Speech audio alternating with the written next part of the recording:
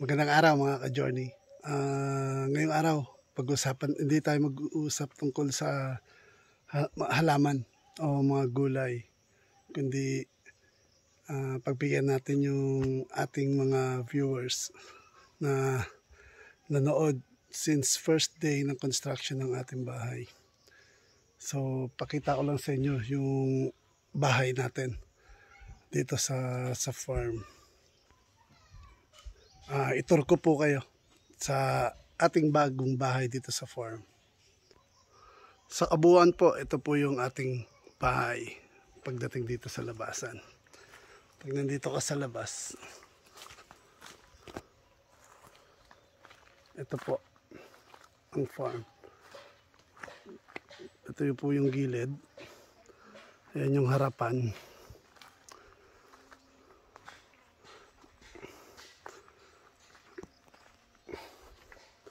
May makikita rin kayong drum. Sinasahod ko yung tubig ulan para makapag-ipon tayo. Para pag dumating yung walang ulan, may pandidilig tayo. Tapos, ito po ang ating kusina. Tapos, sa kabilang side, ito yung toilet natin. Yan, yung merong pintuan na puti. Pasok ko po kayo sa sa kusina. So ayan, ito po yung kusina natin. Nag-install din tayo ng electric fan para in case na mainit. Meron tayong electric fan. Solar po yan, yung electric fan na yan. Tapos may kalan na rin tayo, may counter. Yun nga lang, wala pa tayong tiles. Kasi like I said before, wala tayong kuryente rito. Kaya hindi pa natin mapatilesan.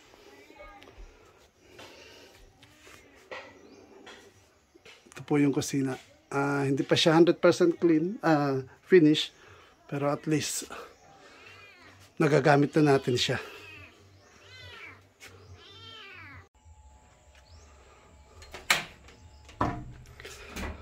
Ito naman ang ating kusina.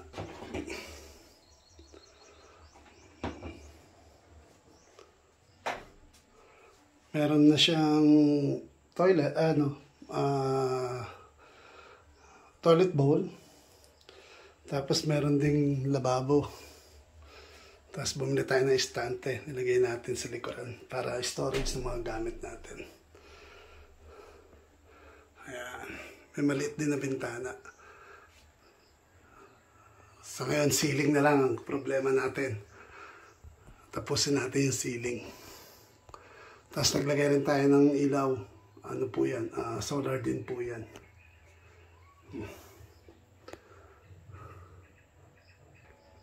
Nakalimutan ko rin pala sabihin. Hindi pa rin siya naka-tiles. Hindi pa ho naka-tiles kasi katulad ng rason ko sa kusina, wala pa tayong kuryente. Pero soon siguro, lalagyan natin yan pag nagka-kuryente na. Daling ko naman kayo sa ating kwarto. So, ito na po yung terrace ng ating bahay. Hanggang dito po yung terrace. So, ito po yung natupad na pangarap na kawayan yung isinahig natin at hindi yung plyboard.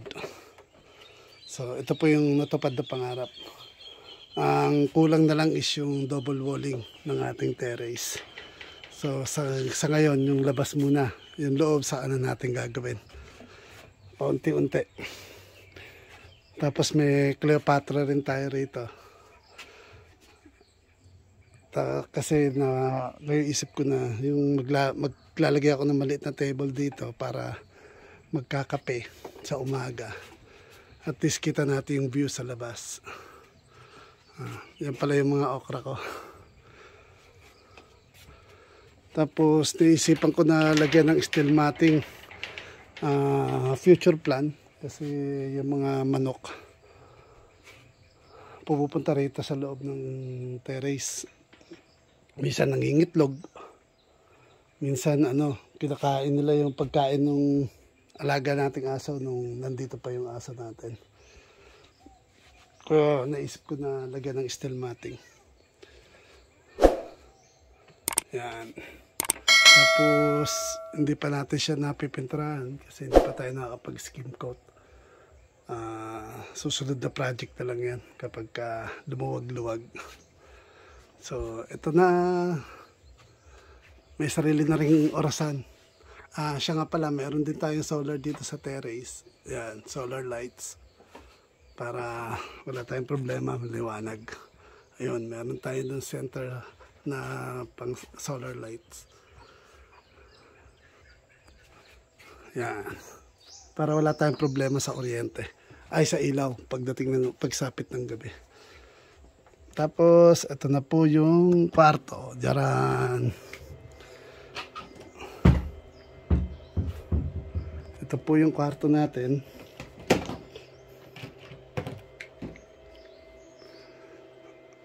Yan. Meron rin na rin tayong ilaw rito. Ayan. 4 na piraso na solar light.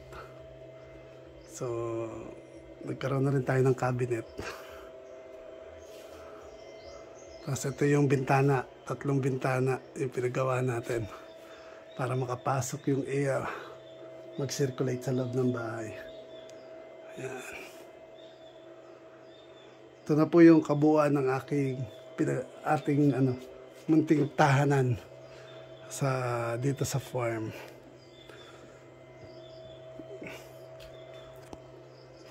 Remote control din yung ilaw natin. Solar din po yan. Kaya walang masyadong problema pagdating sa kuryente. O sa kuryente bills. Pero pangarap pa rin natin na magkaroon tayo ng kuryente. Ito po yung pinaka-solar setup ko. Yan.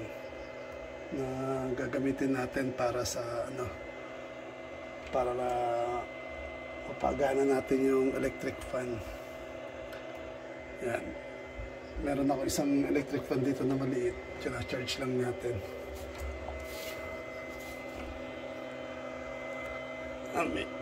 Medyo mahina lang ang sikat ng araw.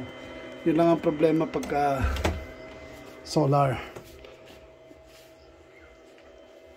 Mahina yung pasok ng kuryente. So, hanggang dito na lang para sa tour ko sa inyo dito sa aking munting tirahan dito sa farm. So, ito po siya ang kabuuan. Terrace. Merong sariling terrace. May kwarto na matutulugan. May kusina na gagamitin para paglutuan. Tapos, meron din tayo CR. Ito po yung okra na, natin, ang palaya. Ito, yung paligid nilinis ko na siya. Kasi, plano ko magtanim pa ng kamatis. Para may magamit tayong sa ating munting tahanan. So, hanggang dito na lang po para sa aking tour.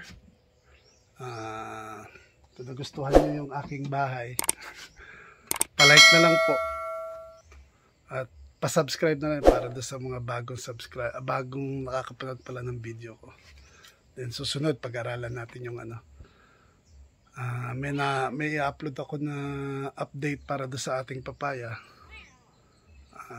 Sad to say, namulaklak na yung 3 pero lalaki po siya. Hindi natin makukuhanan ng bunga. Pero tignan natin, may napanood ako sa YouTube na pwede raw i-convert para maging bading o bakla yung yung papaya para magbigay siya ng bunga sa atin. So kaya hanggang dito lang muna sa aking tour sa aking tahanan dito sa farm. Have a nice day po and God bless.